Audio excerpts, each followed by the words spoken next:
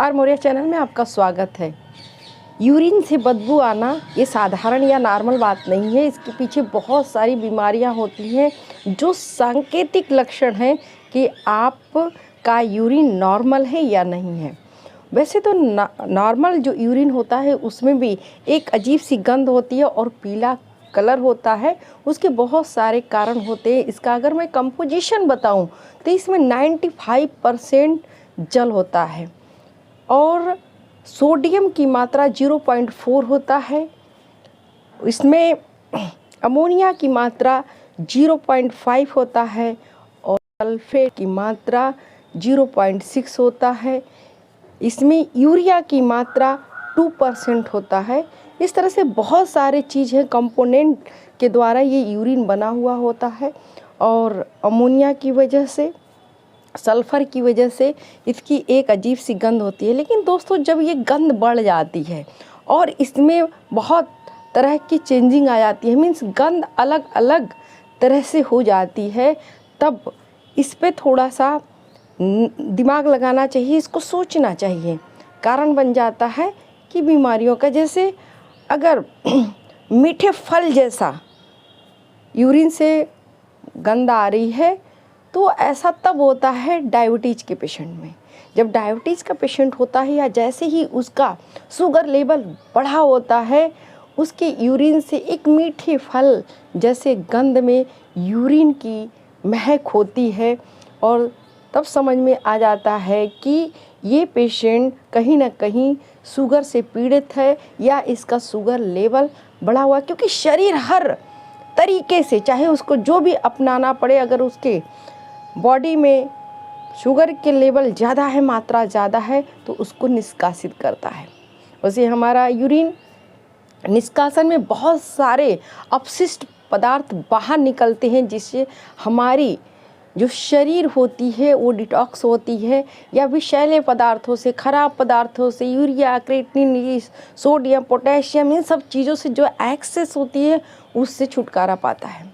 Syrup जैसी महक आना, दोस्तों छोटे बच्चों में, चाहे वो चाइल्डहुड हो या चिल्ड्रेन, दोनों में एक सिरप जैसी महक आती है, तो ये कारण बन जाता है कि बच्चे को डिहाइड्रेशन की प्रॉब्लम है या बदहजमी की प्रॉब्लम, उसके पेट से संबंधित कोई बीमारी ज़रूर है। ऐसे में बच्चा बहुत चिड़चिड़ाता है, रोता है और उसको भूख भी नहीं लगती।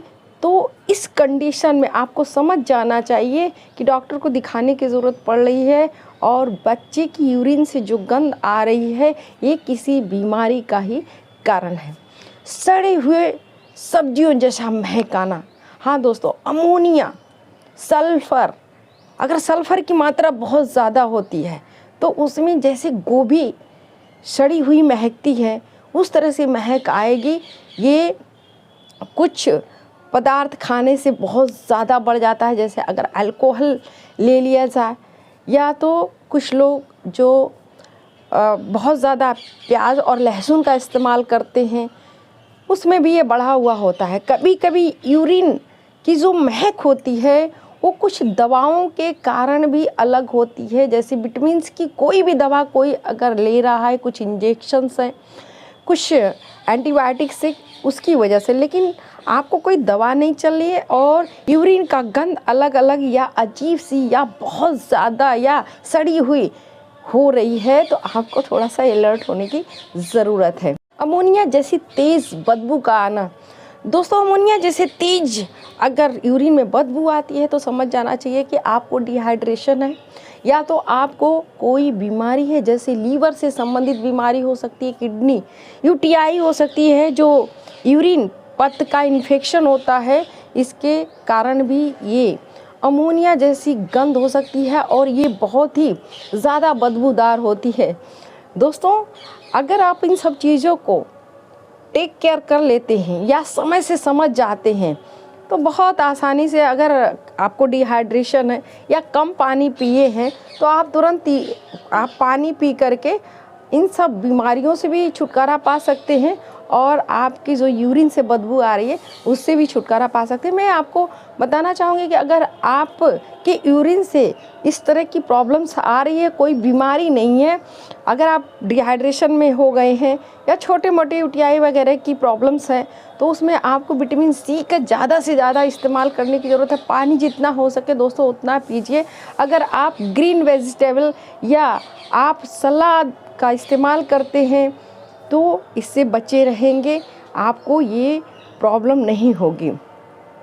कुछ लोग तो बहुत ज़्यादा काफ़ी का इस्तेमाल करते हैं दोस्तों। हाँ, आप ये भी समझ लीजिए, बहुत ज़्यादा काफ़ी का इस्तेमाल करने से भी आपकी यूरिन में एक अलग सी बदबू आती है।